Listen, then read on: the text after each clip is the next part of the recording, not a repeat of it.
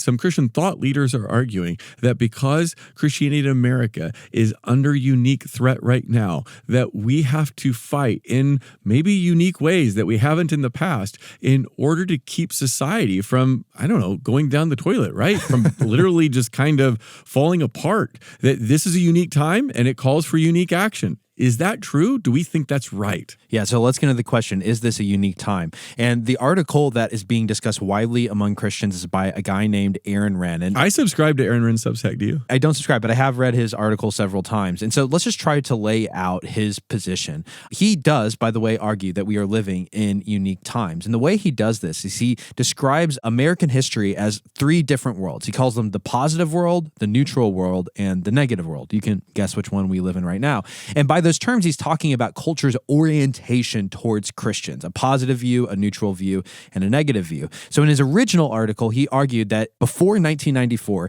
society had a positive view of Christianity and Christians. Being a part of a church enhanced your social status, and Christian moral norms were seen as the basic moral norms of society. Now, I just want to note here, he received some critique for this, which we'll get into in a second, and he updated on his Substack. He updated his framework to say it was between 1965 and 1994, and it will become obvious why in just a moment. Between 1994 and 2014 existed what he called the neutral world. And this is that society is not positive or negative to Christianity. Yeah, and then he says that from 2014 to the present, and he really kind of sees Obergefell v. Hodges, the case that legalized gay marriage, as being the inflection point. That's 2015, right? But he goes up right before that. Right before that period. He says that's when America shifts to a negative world. And this is a time period where being known as a Christian suddenly becomes a social negative. This is not going to add to your social status. And just as importantly, Christian moral norms are no longer the moral norms of society. In fact, they're viewed as a threat to the common good. So in the positive world, maybe you went to church to help develop business contacts because it would be good for you to be known as a church person, whether you believed it or not. Country club Christians. In the negative world, you want to hide that you're a Christian because if people think you're a Christian, they think you're a bigot or a racist or a Neanderthal, doesn't believe in science, whatever it is. Yeah, so, closeted Christianity. Now, here's where Renn goes. He talks about how in each of these worlds, churches took on different strategies for engaging with the world that they lived in. So he's saying, look, different contexts call for different things. He said that in the positive world, Christians were involved in the culture war by just preserving the existing moral order. Yeah, you might think of the moral majority back in the late 70s and throughout the 80s, the Christian coalition. Yeah, into the they called 90s. themselves the majority because they said, look, we represent what most people believe. Yeah, so that's how you operate in his mind in the positive world. Christians fight for Christian values and they expect to win because they're in the majority. Yeah, and then he moved to the neutral world where being Christian is neither good nor bad. It's just neutral. And he says that the strategy that developed was seeker sensitivity. It was just trying to welcome people into the church in a kind of non-confrontational, non-offensive way. Yeah, so you might think of Bill Hybels in Willow Creek and the seeker-sensitive movement, or you might think of someone like Tim Keller, who Aaron Renn respects. He says Tim Keller was perfect for the neutral world because he didn't want to offend people about political issues. He was just trying to show a third way. It's not right, it's not left, it's a Jesus way, and therefore he wanted to be inoffensive so that he could win people to Jesus. And now that we've moved to a negative world, Renn would say that Christians have yet to develop a response to this new reality. Of course, there's things like the Benedict option, which was advocated by Rod Dreher, which is kind of the, hey, Christians, we need to bunker down while the apocalypse happens, and then we'll come back stronger than before we started. But his point is that in a negative world, Christians can no longer take those kinds of neutral policies. Hey, it's neither right nor left, the third wayism. No, in a negative world, Christians are going to have to fight. They're going to actively fight to establish Christian moral order because it's been lost. So one of his critiques, I think, if I understand him right, is that Christians, a lot of Christians, haven't made the transition from the neutral world to the negative world. They're still using tactics, strategies that are more appropriate in the neutral world. They haven't recognized that we now live in a world that is hostile to our faith, and we have to make some adjustments to kind of come to terms with where we are today. So we need to ask, does Wren's paradigm make sense of reality? And I want to name this. There's going to be listeners who hear this and they think, yeah, you know what? This does seem to be describing my experiential reality in some sense. And we'll circle back to that. But the first problem with Wren's thesis is this. He presents, even when he changes the date to 1965, he calls this the period of secularization. So he's saying, look, we weren't secular before 1965 and now we're in the secularizing era. The problem with that thesis is that secularization is nothing new.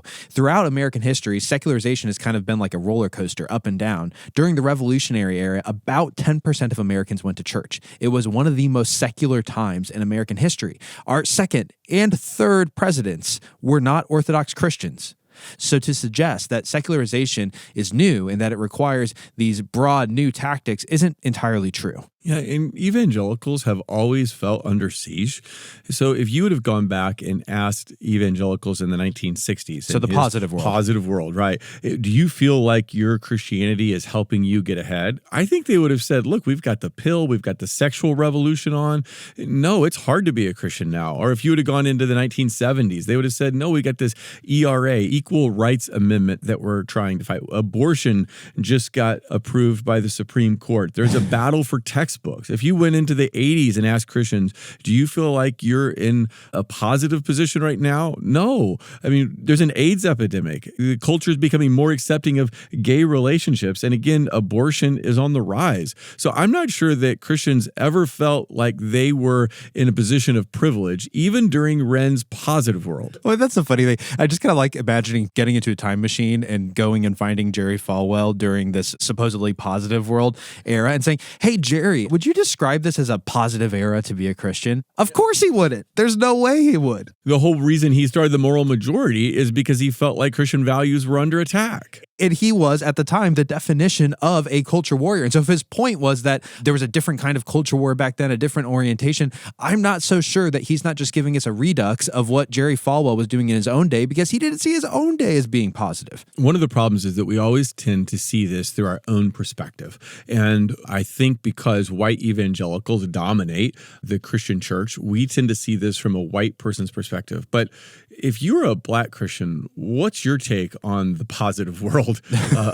How positive was it? Well, that was the major critique Aaron Wren took on the nose after his initial publishing, because he just said pre-1994. I'm not trying to psychologize the guy. I just have to say it's probably because he's writing for a mostly white publication that he just made the slight misstep of forgetting that if he had gone to Mississippi in 1954 and began to preach gospel truths about race and segregation, he would not have experienced a positive world. Right. People who are coming along and saying that Jesus unites us across races and that racism and bigotry is wrong, they didn't get a welcome reception. It wasn't positive to be a black Christian or an Orthodox gospel preaching white Christian in that time. What it was positive to was a Christian culture that wasn't very Christian. Well, and we'll circle back to that exact point. What exactly is he talking about when he's saying culture's orientation towards Christians? Because if it's its orientation towards Orthodox Christians, it is undoubtedly true that Orthodox Christians on issues of race would have experienced not just a negative world before the Civil Rights Act, but after the Civil Rights Act. That's the thing that bothers me about his 1965 date. It feels like a rhetorical flourish, which suggests that after 1964, racism wasn't a problem, that having maybe modern views of race and segregation would have suddenly been accepted. That's ridiculous. Churches and organizations, schools, colleges, they remained segregated. These were Christian places, by the way, in many cases. They remained segregated until 1980. And of course, we can look at Liberty University and Bob Jones University and all those other places. So if you held orthodox views of race, even post-1965, you would not have found a positive world. So he seems to be talking about cultural Christianity as opposed to Orthodox biblical Christianity. If you were a white Christian and you were willing to be quiet on race, at least overlook it, if you didn't want to fight over feminism, then it probably was positive for you. But if you took biblical stances on either of those issues, and probably others, then it wasn't so positive. And if you were a black Christian, perhaps you would be shocked to find out that Christianity was viewed positively by the culture you lived in.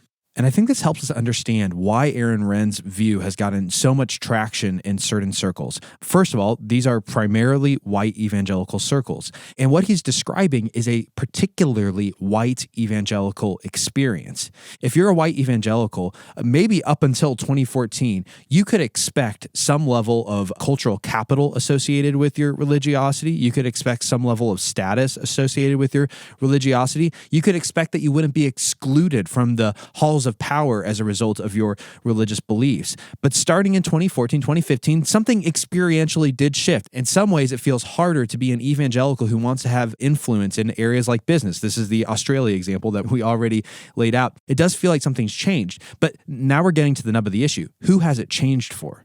Well, it's changed primarily for white evangelicals. For black evangelicals, for Latino evangelicals, I don't think there was ever the expectation of having the level of power and influence in society that white evangelicals always expected. And so as certain white evangelicals feel as though they're losing grip of the reins of power, that's why they're saying now we live in a negative world. It's not that the world became negative, it's just that you lost something that most people didn't have to begin with.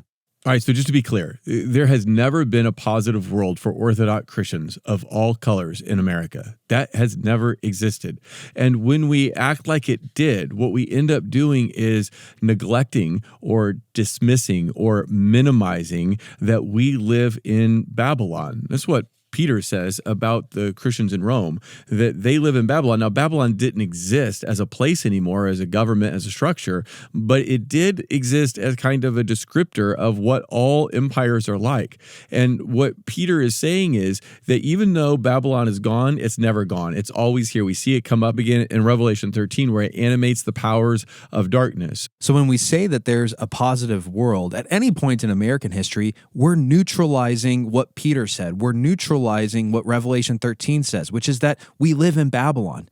The powers of darkness are animating every nation to some degree. It doesn't mean that they're pure evil. You have Romans 13 as well to counterbalance it. But the reality is, for Christians, we aren't called to establish a holy nation. Peter calls us a holy nation. Christians are the ones who are called to live as a holy nation in Babylon, which means that we never expect to live in a positive world. Well, let me correct that. We do expect to live in a positive world when Jesus returns.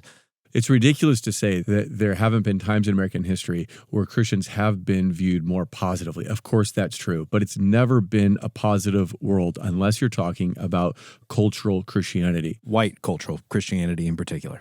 But if you think that there was a time of positive world for Christians, what that makes you want to do is fight to get that back. Right? It kind of justifies in some people's minds a set of tactics that say, I want to make America great again. Right? Well, that's the funny part, because what Aaron Renn did was kind of a Christianized version of MAGA. Well, I've seen a sign before that says, make faith great again. Yeah. And so I think that's kind of what, make the church great again. He has the same framework as Trump. There's this nostalgic sense of a past that we can get back to. But again, you're making the broader point. If you think that you live in an especially negative moment, it could potentially justify for you radical measures. If you think, like Eric Metaxas does, that we are currently living in the lead up to Nazi America. I mean, he continually compares what's happening in America to what happened in the 1920s and 1930s in Germany. If you think that's what's happening, then all of a sudden you see yourself as Dietrich Bonhoeffer and you are ready to go to extreme measures to defend your nation against the evil progressive Nazis. I agree. How you frame this question is incredibly important. So what we're advocating for is that Christians have always been in exile, always been in an odd relationship with the government, where we want to be transformative through our presence and through building churches and gospel communities. We are happy to participate in government, but we never have the expectation that the government or the culture is going to be on our side. Therefore, we never have any reason to panic and freak out when things start going the wrong way, and we never have reason to give up the fruit of the Spirit in how we conduct ourselves within the culture. Okay, and that finally takes us to the second question that we laid out much earlier. We just answered the question, what time is it? What's our context? And I hope we've made a convincing case to you that the idea that we live in a negative world is both right and wrong. We do live in a negative world, and we will always live in a negative Always world. have, always will. Always have, always will. This side of Genesis 3. So as it turns out, we would clearly argue that this moment doesn't call for a radical new set of tactics, which was our second question. How do you wage the culture war?